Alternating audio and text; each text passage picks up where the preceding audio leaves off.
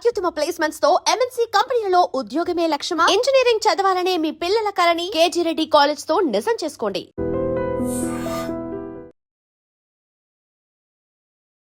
Hello everyone, మీరు చూస్తుంది I dream. నేను మీ కీర్తి. నాతో పాటు motivational speaker and language trainer Vijay బంగారు గారు ఉన్నారు. నమస్తే మా. కీర్తి, బాగున్నారా? ఎస్ మా జనరల్గా నేను ఒక టాపిక్ డిస్కస్ చేయాలనుకుంటున్నాను మీతో.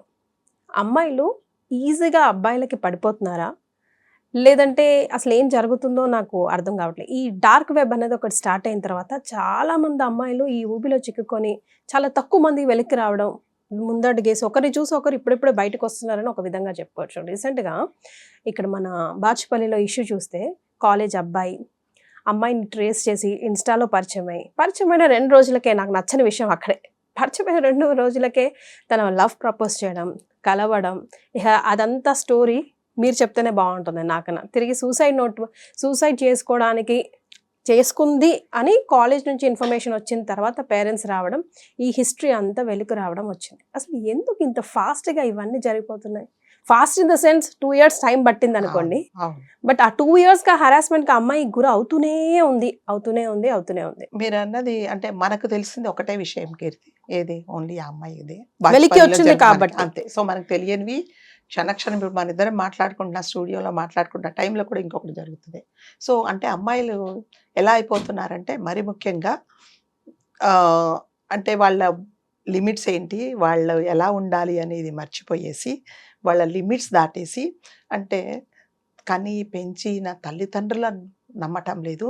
ఎవరో ఇన్స్టాగ్రామ్లో ఒక్కరోజు పరిచయం, ఇంకా 2 రోజుల పరిచయానికి, ఒక్కరోజు పరిచయానికి అతను ఏమి చెప్తే అది చేయడానికి వీళ్ళు రెడీ అయిపోతున్నారు. బికాస్ అదే అంటే ఒక ట్రాన్స్లో ఉండిపోతున్నారు. అలా ట్రాప్లోకి లాగాడు. ఆ తర్వాత ఈ డార్క్ వెబ్సైట్ నుంచి ఏదైనా చాక్లెట్స్, మత్తు పదార్థాలు అవి ఆర్డర్ చేసి పంపించేవాడు. అది తిన్న తర్వాత నాకు తెలియకుండానే. కాదు కీర్తి, నేను ఒక్కటే చెప్తా, ఇవన్నిటికంటే ముందు సపోజ్ మీరు నేనున్నానండి, హలో అమ్మా కీర్తి బాగున్నావా అంటేనే కదా మీరు నన్ను పలకరిస్తారు.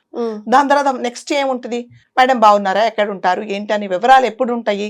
మీరు మళ్ళీ నాతో ఫర్దర్ కాన్వర్జేషన్ మీరు ఎక్స్టెండ్ చేస్తేనే కదా. అలాగే ఇప్పుడు ఆ అబ్బాయి ఏదో పరిచయం అయ్యాడండి, ఎంతవరకు ఉండాలి?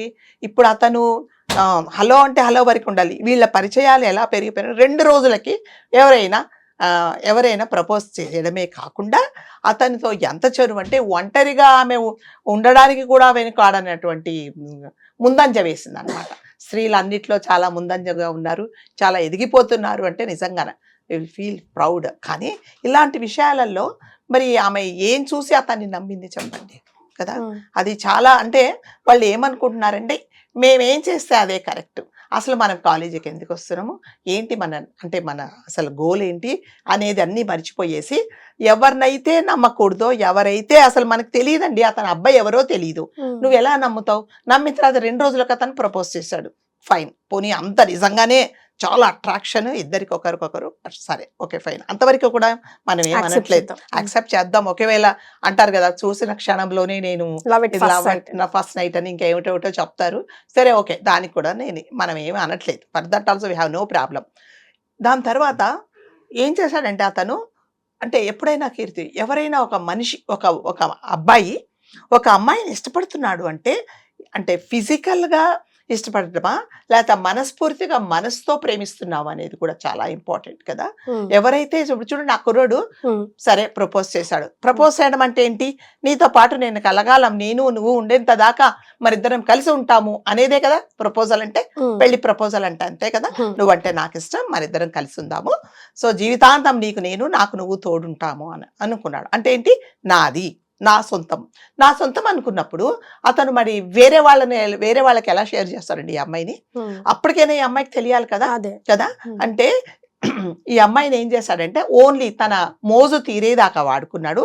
దానికి కూడా ఈ అమ్మాయి సహకరించింది కదా. ఎప్పుడైనా చూడండి, ఒక అమ్మాయిని ఇష్టపడుతున్నాడు అనంటే ఎప్పుడు కూడా ఆ అమ్మాయిని నువ్వు ప్రైవేట్గా కలుద్దామని అన్నాడండి. ఏమంటాడంటే, మన ఇద్దరం పెళ్ళి అయిన తర్వాతనే మన ఇద్దరం ఒకరికొకరం, మన శరీరాలు ఒకరికొకరం కావాలి అనుకుంటే ఫస్ట్ పెళ్ళి అనేది ఉండాలి అని అంటాడు. ఎప్పుడైతే నిన్ను శారీరకంగా తను కోరుకున్నాడో అది తప్పనే కదా అర్థం. అది నాకు ముందు తెలియలేదు. ఒకరికొకరిని దగ్గర అవ్వాలంటే ఫిజికల్ రిలేషన్షిప్ ఉండాలి కదా అని నాన్ని నమ్మించాడు. చాక్లెట్ ఏదో ఇచ్చాడు. ఆ తర్వాత నేను 1 గంట సేపు 2 గంటల వరకు మెలుకువైనా. ఎంతమంది నన్ను వాడేశారో కూడా నాకు ఎన్నిసార్లు ఐడియా ఇచ్చాడు లేదండి. చాక్లెట్స్? ప్రతిసారి ఇస్తూనే ఉన్నాడు కదా. ఉమ్. సో ప్రతిసారి ఈ అమ్మాయి ఈ అబ్బాయికి ఈ అమ్మాయి కావాలనుకున్నప్పుడల్లా ఇచ్చాడు.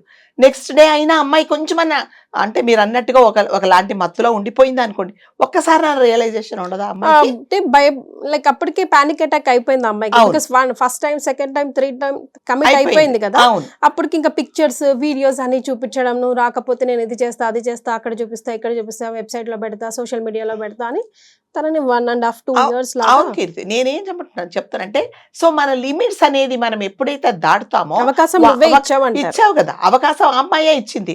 ఎప్పుడైతే సరే నువ్వు ప్రపోజ్ చేసావు, ప్రపోజ్ చేసినట్టు నేను ఇందాక చెప్పినట్టుగా ప్రపోజ్ అంటే ఏంటి, నువ్వు నేను కలిసి ఉందాము, సరే మన ఇద్దరం ఒకరికొకరు ఉందాం అనుకున్నప్పుడు అసలు నువ్వు ఫిజికల్ రిలేషన్ ఎందుకు అడుగుతావు? ఇది ఎప్పుడు జరగాలి? పెళ్ళి అయిన తర్వాత కదా జరగాలి. ఎప్పుడైతే అతను మన ఇద్దరం కలిసి ఉందాము, నువ్వు ప్రైవేట్ రూమ్ లోకి రా, లేకపోతే మార్నింగ్ మన ఇద్దరం కలుసుకుందాము, ఎవరికి చెప్పకూడదు అని అనుకున్నప్పుడే ఈ అమ్మాయికి తెలియాలి కదా. దరిద్రం ఏంటంటే అంత కాలేజ్ లోనే జరిగింది, అంతే, campus లోనే. అదే ఆ కాలేజీలో జరగడమే. కాలేజీలు అంటే ఇది వరకు అంటే దేవాలయాలు, స్కూల్స్ అంటే కాలేజెస్ అంటే అని అనుకునే వాళ్ళము. ఇప్పుడు అది కూడా లేదు. లాస్ట్కి ఏమైందంటే ఈ అమ్మాయి అలా అయిన తర్వాత సెక్యూరిటీ వాళ్ళకి దొరికింది. ఆ అమ్మాయి సెక్యూరిటీ వాళ్ళకి దొరికినప్పుడు అమ్మాయిని పట్టుకున్నప్పుడు వాళ్ళు ఏం చేశారంటే మరి అంతే కదా, మేనేజ్మెంట్కి చెప్పడము అవన్నీ జరిగిన తర్వాత ఈ అమ్మాయి అప్పుడు కూడా రియలైజ్ అవ్వలేదండి. దాని తర్వాత ఇక్కడంతా మనకు నిఘా ఉంది అని చెప్పేసి రూమ్లో అదేంటి ఓయూ రూమ్లోకి తీసుకెళ్ళాడు. మరి ఒక్కసారి కాకుండా ఒక్కసారైనా నీకు అసలు ఏం జరుగుతుందో తెలియాలి కదా. సరే అంతవరకు పోని, అతడేదో ఇష్టపడ్డాడు, మీ ఇద్దరు ఒకరికొకరు ఇష్టపడ్డారు, సరే శారీరకంగా ఒకరయ్యారు. మరి రెండో వాడికి నేను షేర్ చేస్తున్నప్పుడు నీకు తెలియాలి కదా. సో ఎప్పుడైనా సరే నాది అనుకుంటానమ్మా, నాది అనుకున్నది నేను వేరే వాళ్ళకి ఎలా షేర్ చేస్తాను? అంటే రియలైజ్ అయ్యి ఉంటది madam. But panic attack like అదే మీరు అన్నట్టుగా బ్లాక్ మెయిల్ చేస్తా ఉన్నాడు కదా, అదే. వీడియోస్ చూపిస్తాను, పెడతాను, అక్కడ పెడతాను, ఇక్కడ పెడతాను అనేసరికి ఇంకా వీడు సరైనోడు కాదు, నేను మోసపోయానని తనకు అర్థం అయ్యింది. But he has no other options. బయటకు వచ్చి చెప్పుకోలేకపోయింది. ఫ్రెండ్స్ తోనో, లేకపోతే ఫ్యాకల్టీతోనో, లేకపోతే అట్లీస్ట్ పేరెంట్స్ తోనో చెప్పుకోలేకపోయింది. మరి అతనికి షేర్ చేసినప్పుడు కూడా ఈ అమ్మాయి ఏమనుకుంటుందంటే అదే మీరు అన్నట్టుగా బ్లాక్ మెయిల్ చేస్తున్నాడు, అది చేస్తాను ఇది చేస్తానని చెప్పేసి. సో వీటన్నిటికి ఏంటి కీర్తి, వీటన్నిటికి మీరు చెప్పండి, వీటన్నిటికి కారణం ఏంటి? మన లిమిట్స్ దాటడమే. ఎవరినైనా సరే నీ లిమిట్స్ ఇవి, నా లిమిట్స్ ఇవి, నువ్వు నా లిమిట్స్లోకి రాకు, నేను దాటను అని ఎప్పుడైనా సరే అంటే నేను ఈ అమ్మాయిది మనం వీఆర్ టేకింగ్ వన్ ఎగ్జాంపుల్. అమ్మాయిలు ఎప్పుడైనా సరే కీర్తి ఒక లైన్ అనేది మీరు డ్రా చేసుకోవాలి, ఆ లైన్లోనే ఉండాలి. మీకు ఎంత కష్టమైనా సరే ఆ లైన్లు మీరు దాటినప్పుడు ఇలాంటివే జరుగుతాయి జీవితంలో. సో ప్రతి ఒక్క అమ్మాయి ఎవరైనా సరే నేను ఇంతే, నేను ఇలాగే ఉంటాను, నీ లిమిట్స్ ఇవే, నీకు ఏదైనా నిజంగా నాతో అంటే జీవితాంతం నాతో నువ్వు ట్రావెల్ చేయాలనుకున్నప్పుడు ఇది సరైన పద్ధతి కాదు అనే విధంగా ఆడపిల్లలు ట్రై చేయాలి. మగపిల్లలతో ఆడపిల్లలు ఎలా ఉండాలంటే కీర్తి, అంటే నేను చెప్తున్నా అంటే ఫ్రీగా ఉండండి, వాళ్ళతో పాటు మీరు సినిమాలకు వెళ్ళండి, షికార్లకు వెళ్ళండి, ఏమైనా సరే షేర్ చేసుకోండి. కానీ ఒక అమ్మాయిని చూసినప్పుడు ఈ అమ్మాయితో మనం ఈ లిమిట్స్లోనే ఉండాలి, ఈ లిమిట్స్ దాటితే ఈమె పెద్ద పులి మనం రక్కేస్తుంది అనేలాగా ఎప్పుడైతే మీరు లైన్ డ్రా చేసుకుంటారో, ఎవరు ఏమంటారు అబ్బాయిలు అంటారు దాని జోలికి వెళ్ళకురా బాబు, అది రాక్షసి మీద పడిపోతుంది అన్న కూడా మనకి అదే ఫైనల్ గా ఇప్పుడు తను ఇచ్చే మెసేజ్ కూడా అందరికి అదే. మీడియా ముందుకు రావడానికి కూడా కారణం అదే. నాలాగా ఎవరు ఇబ్బంది పడకూడదు, ఎవరికి హక్కు లేదు మన ఇష్టం లేకుండా మన శరీరం పైన ముట్టుకోవడానికి, చెయ్యడానికి అని చెప్పి. అదే లాస్ట్ ఫైనల్ గా ఈ అమ్మాయి పాపం రియలైజ్ అంతా డ్యామేజ్ అయిపోయిన తర్వాత లాస్ట్ సూసైడ్ చేసుకుందాము అనుకున్నప్పుడు తల్లిదండ్రులకు చెప్పినప్పుడు నిజంగా తల్లికి ఏం తెలుసు చెప్పండి? కాలేజ్కి వెళ్తుంది, చదువుకుంటుంది, నా కూతురికి మంచి భవిష్యత్తు ఉంటుంది. కానీ hats off to their parents అండి, వారి ఫ్యామిలీ వాళ్ళు కూడా. బికాజ్ ఓన్లీ వాళ్ళ వల్లనే తను ఇప్పుడు ఈ ట్రామా నుంచి బయటికి రాగలుగుతుంది మెల్లమెల్లగా. అమ్మ తన ఒక్కొక్క మాట చెప్తుంటే వినలేకపోయిందంట విజయమ్మ. వినలేక వద్దురా నాకు ఒక్కసారి ఇన్ని చెప్పకో, మెల్లమెల్లగా చెప్పు, బట్ వినలేను, ఫ్యామిలీ అంతా నీతో ఉన్నాము, మనం కేసు గ్రేట్ సపోర్ట్ కదా. గ్రేట్. ఇంకా కొంతమంది పేరెంట్స్ అయితే నీకు అసలు బుద్ధి లేదా, నువ్వేం చేసావు, అది చేసావు, మాకు ఎందుకు చెప్పలేదు ఇవి అనకుండా, సరే నువ్వు జీవితంలో అయిపోయింది, మేము నీకున్నాం, నువ్వు ఎటువంటి వేరే స్టెప్ తీసుకోకు, నేను always will be with you అని వాళ్ళు సపోర్ట్ చేసినందుకే ఇవాళ అమ్మాయి బయటకు వచ్చింది. కాబట్టి ప్రతి ఒక్క అమ్మాయికి అయితే నేను ఒకటే చెప్తా, మీ లిమిట్స్ ఏంటో మగపిల్లలకు చెప్పేలాగా మీరు బిహేవ్ చేయండి.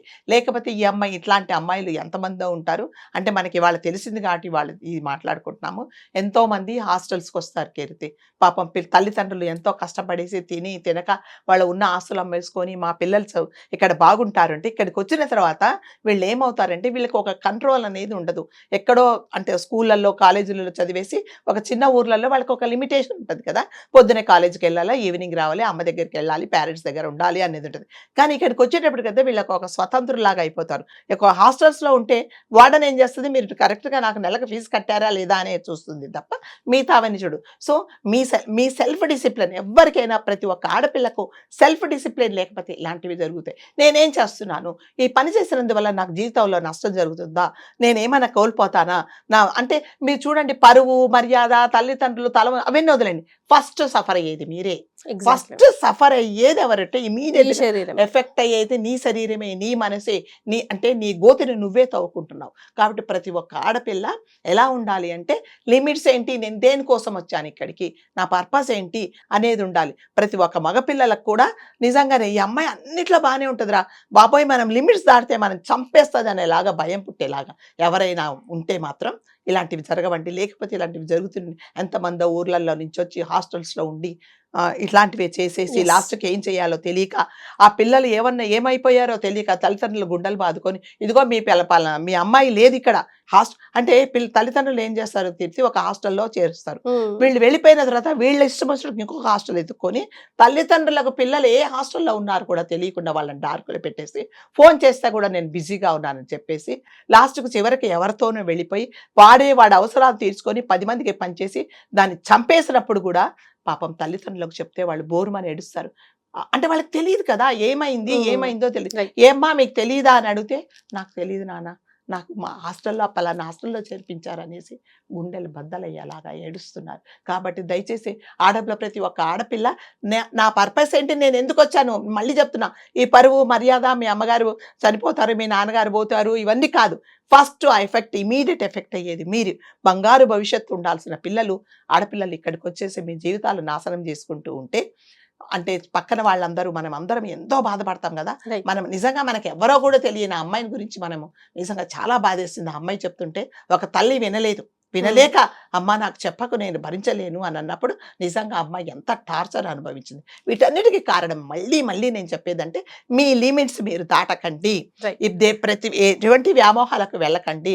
పెళ్ళి అనేది జరిగిన తర్వాతనే మిగతా కార్యక్రమాలు అనేది ప్రతి ఒక్కరూ మైండ్లో పెట్టుకున్నారంటే ఇలాంటివన్నీ జరగవు.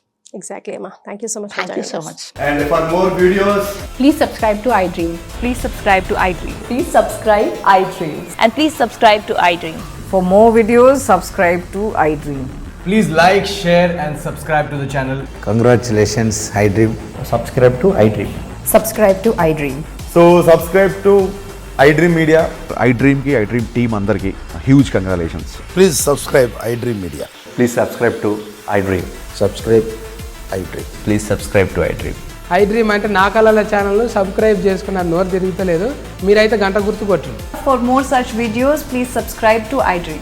Subscribe to iDream. Please subscribe to iDream. Please subscribe iDream Media. Please do subscribe to iDream. Please subscribe to iDream Media. For best entertainment and information, please subscribe iDream. And don't forget to subscribe to iDream.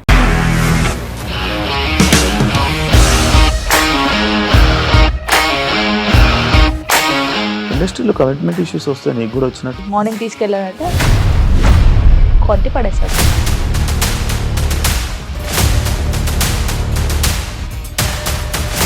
ఒక్కళ్ళు కూడా చూడలేదు ఈ cinema అని చెప్పడానికి కూడా చాలా ధైర్యం కావాలి. అది నిజం కదా, దాంట్లో ధైర్యం ఏంటి? నెక్స్ట్ డే ప్లేట్ మార్చేస్తే తప్పు కదా. As of now we are comfortable this అని నేను అనుకుంటున్నాను. రష్మిక గారిది మీది ఒకే ఊరు అంట కదా.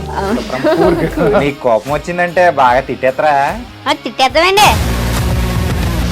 నిజంగా గేమ్ ని ఎలా చేంజ్ చేయగలిగారు? ఏపీఎస్ఎఫ్సి వాళ్ళకి 6 నెలల్లో నేను 6 లక్షలు కట్టా. బిజినెస్ చేయాలనుకుంటే it is as difficult as riding a tiger.